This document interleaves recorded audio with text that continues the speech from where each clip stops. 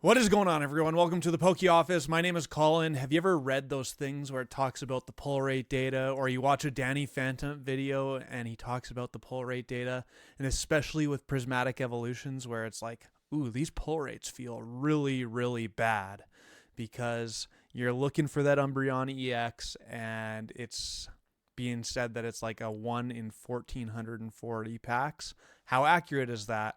I wanted to look at it a little bit more in depth because PokeBeach, TCGPlayer, Danny Phantump, those are kind of the three things we're going to look at today, have all been talking about it. And so I put it into ChatGPT. Here's the other thing. I want to show you the power of AI, using it for stuff like Pokemon, because it can be really fun and a really cool tool to use to kind of gain a little bit more insight. So first off, PokeBeach released this article. Prismatic Evolution's pull rates revealed. Special illustration rares twice as easy to pull. Sure doesn't feel like it based on what I've opened so far, but it probably actually is true. This was posted on January 17th. I think that was the Friday, the day it came out, I guess. Prismatic Evolution came out. Kind of cool. Pull rates for Prismatic Evolutions have been determined by our friends at TCGPlayer based on 1,200 booster pack openings. The sample size is smaller than usual because this is a special set. Still gives us a good idea of the pull rates. So that's what we're going to put into ChatGPT after, is our 1,200 booster packs. Does that give us a good enough sample size to understand the pull rates? At 1 in 45 packs, special illustration rares are now twice as easy to pull as the last four sets. Surging Sparks, and before they were roughly 1 in every 85 to 90 packs. So that's kind of interesting. Here's the thing. No illustration rares in Prismatic Evolutions, so it feels a lot worse maybe than it is. The last time they were this easy to pull was in Paradox Rift, where it was about 1 in 47. Before then, like, I remember this. Opening up Paldea Evolve, Scarlet and Violet base set, Obsidian Flames, 1 in 32 packs got you a special illustration rare. Like, oftentimes you were getting 2 SIRs per booster box in the early sets of Scarlet and Violet era. However, there are more special illustration rares in this set than usual, 32. This means the chance to pull a specific SIR is 1 in 1,440 packs. Let's take a look quickly at the TCGPlayer article. Here it is. So this is based on over 1,200 packs. We have Pokeball Foil. That's 1 in 3 packs. Double rares come 1 in 6 packs. Ultra rares come 1 in 13 packs. These are all rough estimates, right? Ace Spec cards, 1 in 21 packs. I feel like I get a lot of those for some reason. Master Ball foils, 1 in 20 packs. Special illustration rares, 1 in 45 packs. And hyper rares, 1 in 180 packs. Just this number alone, the special illustration rares. What does that mean? You get 9 booster packs in an elite trainer box, 45 divided by 9. 1 special illustration rare per 5 elite trainer boxes, basically on average. But here is really important. Note, your personal experience will vary. That's how randomized booster packs work. Now, back to this PokeBeach article. They have all the things down here, which is really, really cool. So if we open this, Surging Sparks, specific hyper rare was 1 in 1,127 packs. Specific SIR, 960 packs. So about close to 1,000 packs to pull the Pikachu on average. But the thing is that this set only had, I think 13 SIRs, if I remember correctly. But look at this. Data from over 8,000 Surging Sparks booster packs. The Prismatic one was only 1,200. Okay. Similar numbers, except less SIRs for Stellar Crown, but very similar, like any illustration rare, any specific or special illustration rare, any hyper rare, very, very similar numbers. 146, 1 out of 86, 1 out of 13, very similar numbers in Twilight Masquerade as well. 941 for the Greninja. So that was a similar set size to Surging Sparks as well, though. Temporal Forces, a little bit better pull rates, 1 in 86, 1 out of 855 to pull a specific one. So similar. Paradox Rift, this is where it gets a lot better. And this was actually a really big set, so having a specific SIR 1 in 712 is interesting. So the next thing before we get to ChatGPT, we'll go to Danny Phantump's video. It's the truth about prismatic evolutions, and this was his experience from watching this video. If you haven't watched this video, Danny Phantump is the GOAT. You need to go check it out. It's awesome. And he's trying to complete the master set of prismatic evolutions to give away on his channel. Go support the man. Go support the man. I'll leave the link down for this video in the description. So he opened up 540 packs, which was 60 elite trainer boxes. Average hits per box, almost 3. So you're getting a hit 1 out of every 3 packs, basically. So double rares in red here, this is like how many packs before you get a double rare. So 1 in 6 for the double rare. Ace Specs was 1 in 18. Ultra rares was 1 in 15. Special illustration rares 1 in 77. Hyper rares 1 in 90. Very similar numbers to TCGPlayer actually, but he only opened up 540 packs, so that's a bit different. So here's where the magic actually happens. ChatGPT. Okay, I put in a big long thing. I want you to do some detailed statistical analysis on the newest Pokemon set, Prismatic Evolutions. Here's the current breakdown. So I typed all of this out. So it took me a couple minutes, but it's not that hard. It was like copy and paste stuff. Okay, Pokemon, I found this on Reddit. There's 67 regular cards times 4 variations. Trainers have 33 regular cards times 3 variations, regular, reverse holo, and Pokeball. There's no Master Ball reverse holos for the trainer cards. 6 A-Spec cards, Pokemon and Terra EX cards 25, Ultra Rare cards 12, Special Illustration Rare cards 32, Hyper Rare cards 5. Okay, that means there's 447 before promos. I don't know how accurate that is, but I knew it was awfully close anyways from what I've been reading about. Okay, then I typed in the data from TCGPlayer, which I actually just copied and pasted their table in, and they said they had a 95% confidence interval. Kind of cool. And we've already talked about that. Danny Phantump opened up 60 elite trainer boxes, so 540 packs.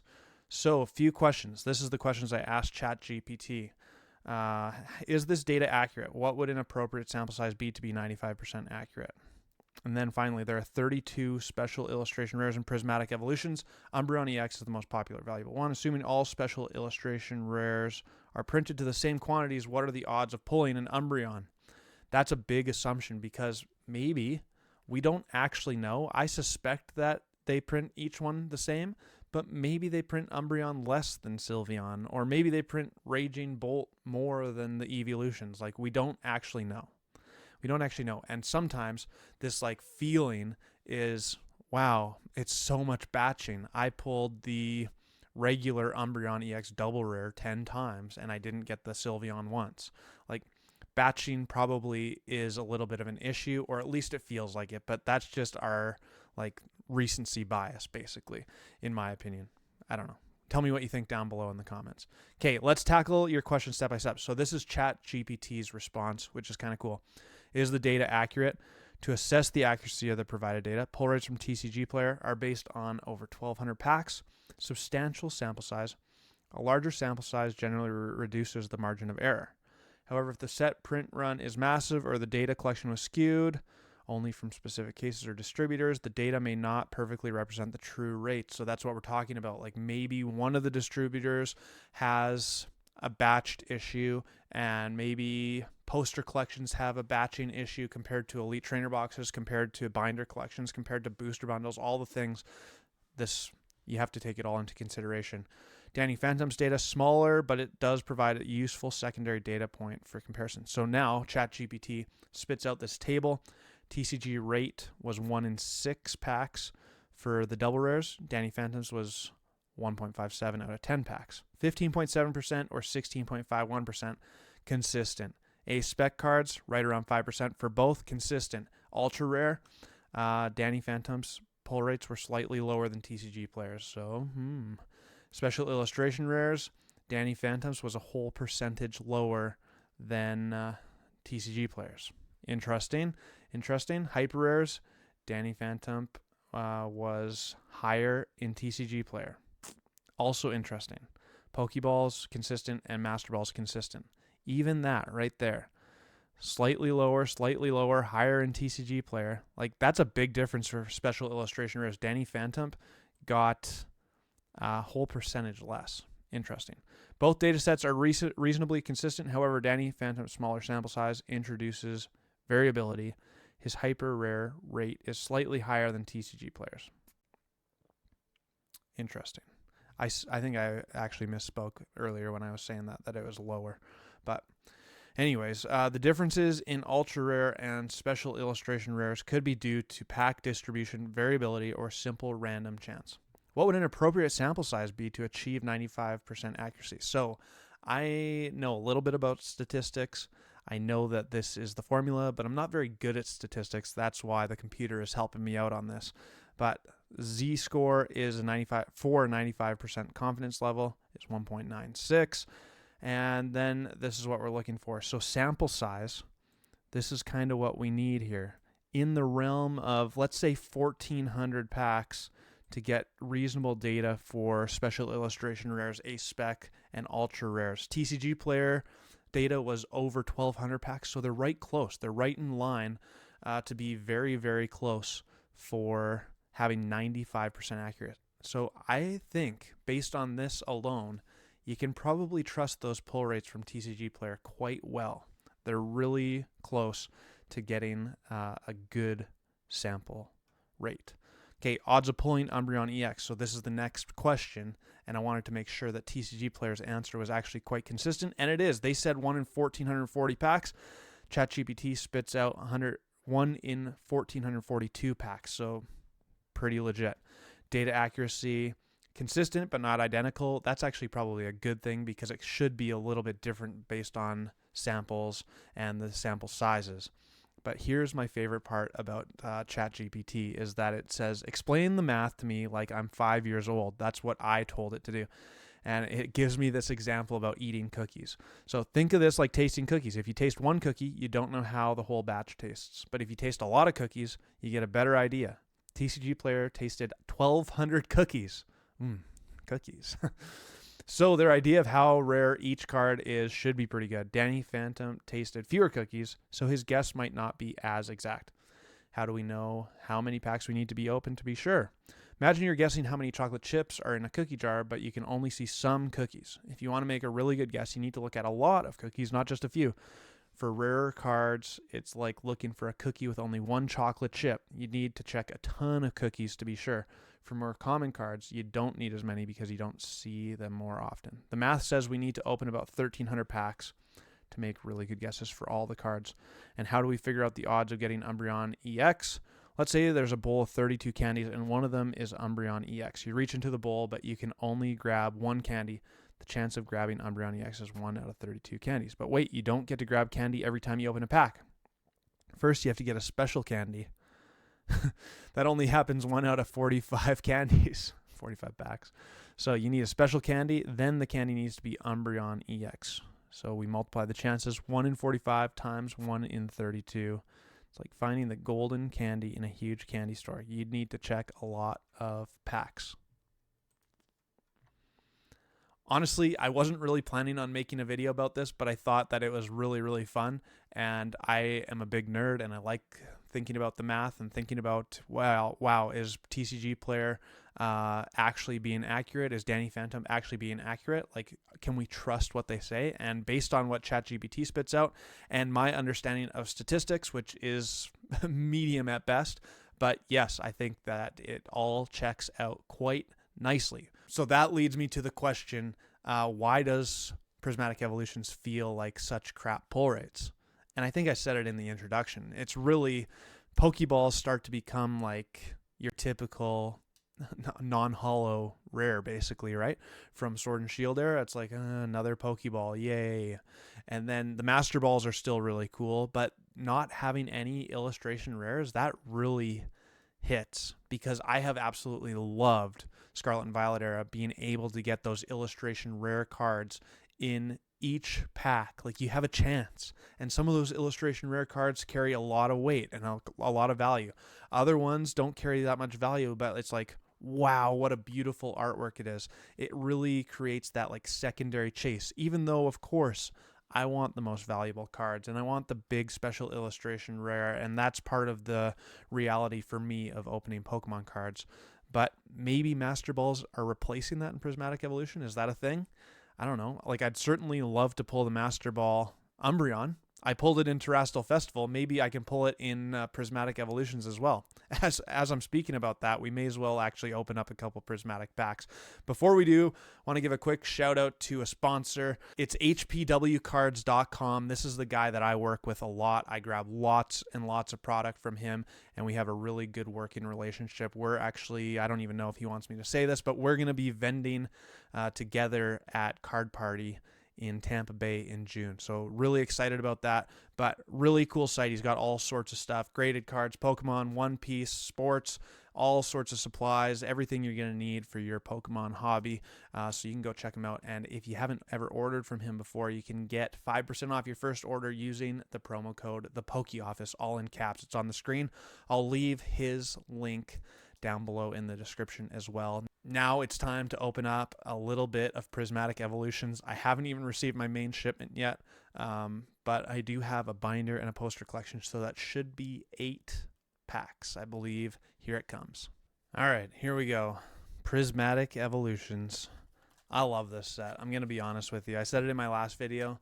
I get that it's expensive. I get that it's hard to get. I get that people don't want to support the scalpers, but I absolutely love opening up new sets of Pokemon. Seriously. It's just so fun. Like, after a little bit, it's like, Master Ball Roaring Moon right off the bat. Wow. See? That's what I'm talking about. Like, that's what I'm talking about. And honestly, the texture, this is the first time I've ever opened Pokemon cards where the texture is like legit. It feels like Japanese texture. They really, really nailed the texture on these packs in English finally, which is awesome. Awesome, awesome, awesome. Come on, let's just keep it coming. Espeon, Pokeball, and Giacomo. All right, well, we're on a bit of a roll so far. 2 for 2, 3 for 2. Yowza. Roaring Moon Master Ball. That's nice. That's nice. Even these Pokeballs, like, I get that they start to become a little bit boring after a time, but the texture on them is just really, really good. Really, really good. So, I'll ask the question again. Have you been opening up Prismatic? Are you doing anything with it? Friends in Paldea, we're on fire so far. There's got to be a special illustration rare in here, right?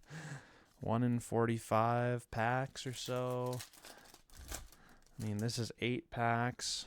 I don't know how many packs. Well, there's something in here for sure. Better go slow. Hopefully it's awesome sauce. Maybe it's just one of those back ones, but I don't know. We'll see. We'll see. Just the back one. Too bad. I saw the rainbow and I was like, oh my goodness. Jolteon. These packs are cracked though. Have got a hit in each one so far, which no complaints about that at all. And we got 4 packs left. 4 packs left. All right, come on.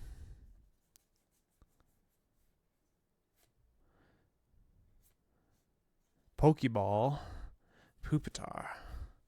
Seriously. And for the spicy take of the evening or the daytime, depending on when you're watching this, is I just don't really think that the reprint is going to change very much. I really hope it does. I think it's terrible for the Pokemon hobby to be in a situation like this, but I really don't think much is going to change. Pokemon, if they were paying attention, should have known about this months ago. So,